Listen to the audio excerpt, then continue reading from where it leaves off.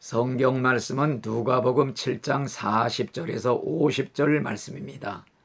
본문 말씀에 보면은 예수님께서 제자들에게 하신 말씀 중에 어떤 사람이 빚진 자 둘이 있는데 하나는 500데나리온, 하나는 50데나리온을 줬는데 갚을 길이 없어서 둘 다 탕감해 주었다. 그러면은 둘 중에 누가 더 주인을 사랑하겠는가? 예, 많이 탕감받은 자입니다. 네 말이 옳도다. 죄사함 받은 일이 적은 사람은 적게 사랑하느니라. 죄의 빚을 많이 탕감받은 자가 더 주님께 감사하게 된다는 것입니다. 적게 탕감받은 자는 감사하는 마음도 적다는 것입니다. 더군다나 나는 하나님께 빚진 것이 없다는 사람, 죄가 없다는 사람은 감사할 일이 하나도 없는 것입니다. 오늘날 우리의 기독교는 죄인의 종교라고 할 수가 있습니다. 우리 예수님은 죄인만을 구원하러 오셨습니다. 그러므로 죄 없다 하는 사람은 나는 하나님께 빚진 게 없다는 사람들입니다. 즉 예수 믿을 필요가 없다는 사람들입니다. 우리 예수님께서는 건강한 자는 의원이 필요 없고 병든 자에게만 필요하다 그러면서 내가 온 것은 죄인을 부르러 왔노라 의인을 부르러 온 것이 아니니라. 자신이 죄로 병든 영혼의 환자이라는 걸 깨닫고 치료받지 못하면 지옥 갈 죄인이라는 걸 깨닫는 사람, 결사적으로 자신을 고쳐줄 영혼의 의사 예수님께 살려달라고 매달리는 것입니다. 오늘날 사람들은 자신이 죄인이라는 걸 깨닫지 못하고 있습니다. 왜냐하면 죄가 없어서가 아니라 빛 앞에 서서 자신을 비춰보지 않았기 때문입니다. 어둠은 빛 앞에 설 때만이 어둠으로 드러나게 되는 것입니다. 우리 하나님은 빛이시라고 그랬습니다. 그 앞에는 어둠이 없다. 만물이 뻘거벗은 것처럼 백일하에 드러난다고 그랬습니다. 작은 죄까지 세밀하게 환하게 드러나는 것입니다. 또 하나님의 말씀도 빛이라고 그랬습니다. 하나님의 말씀 앞에 서면은 그 말씀을 내 마음을 비출 때 내 마음의 생각, 비밀한 뜻까지도 백일하에 드러나는 것입니다. 또 우리 예수님도 빛이라고 그랬습니다. 예수님은 바다 물속의 물고기도 훤히 들여다보시기 때문에 그 예수님 앞에 선 베드로는 나는 죄인으로서이다. 나를 떠나서서 자기 마음속을 들여다보신다는 걸 깨달을 때 고백을 했습니다. 빛 대신 예수님을 만난 사도 바울도 나는 죄인 중에 괴수 두목이라 고백을 했습니다. 빛 대신 하나님, 빛 대신 그리스도, 빛 대신 하나님 말씀 앞에 서보지 않았기 때문에 자신이 죄인인 걸 깨닫지 못하는 것입니다. 자신이 죄인이 되어본 적이 한 번도 없기 때문에 죄의 빚을 청산해 주신다는 말씀이 아무런 나에게 고마움이 없고 상관도 없이 들리게 되는 것입니다. 공기가 없는 데서 질식했던 사람만이 공기의 귀중성을 깨닫습니다.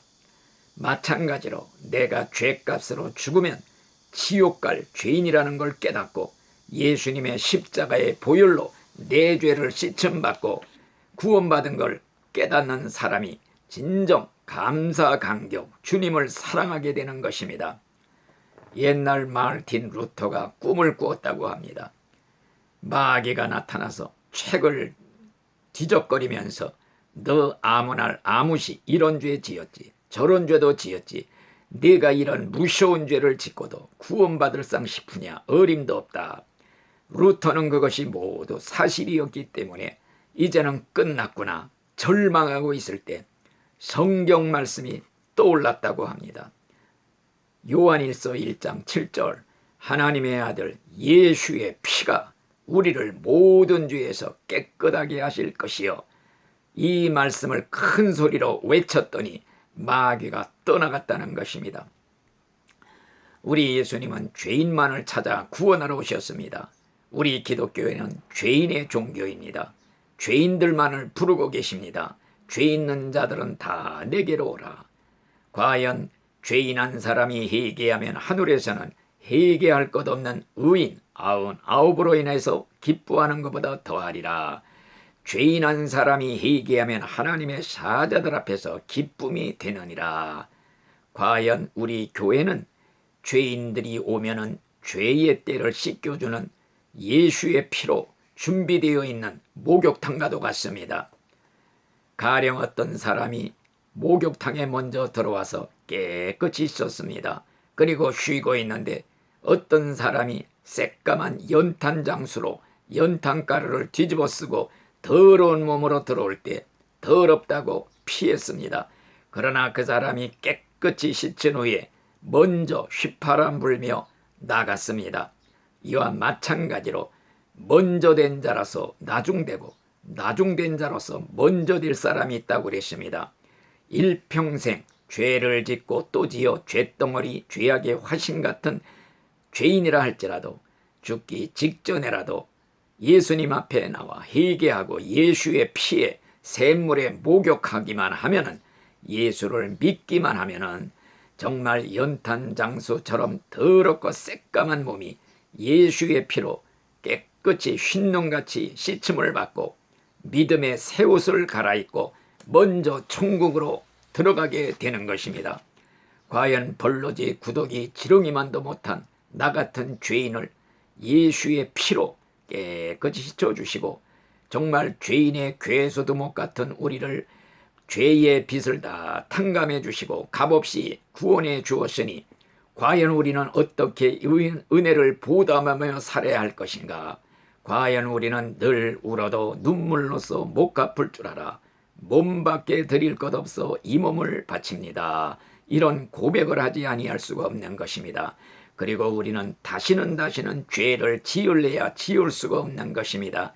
또다시 죄를 짓는다면 예수님을 또다시 십자가에 못 박아 죽이는 죄를 짓는 것입니다. 또다시 죄를 짓게 되면 내 안에 계신 예수님이 슬피 탄식하며 울게 되는 것입니다. 그렇기 때문에 진정으로 예수의 보혈로 죄 씻음 받은 구원받은 우리는 거룩하게 살 수밖에 없는 것입니다. 죄를 미워하게 됩니다. 죄를 증오하고 대적하고 결국에는 거룩한 열매를 맺으면서 살 수밖에 없는 것입니다. 만일에 구원받은 신자가 죄를 상습적으로 끊지 못하고 짓는다면 그것은 마치 개가 토했던 걸 다시 주워 먹는 것과 같습니다. 돼지가 씻었다가 다시 진창에 뒹구는 것과도 같습니다. 우리는 진정 구원받은 신자라면 과연 구원받은 신자의 열매를 맺고 거룩하게 살아가는 진짜 구원받은 신자들이 되시기를 간절히 바라는 것입니다. 아멘.